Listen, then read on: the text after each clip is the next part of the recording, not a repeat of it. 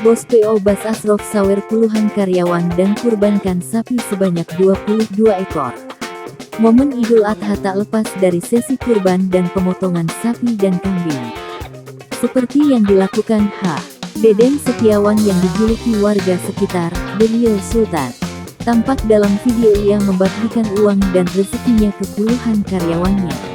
Karyawan dari PO Bas Asrof tampak antusias ikut rebutan mengambil uang saweran dari Deden Setiawan. Tampak, Deden beberapa kali menghamburkan uang ke arah karyawannya. Diketahui Deden Setiawan juga melakukan ibadah kurban sebanyak 22 ekor sapi.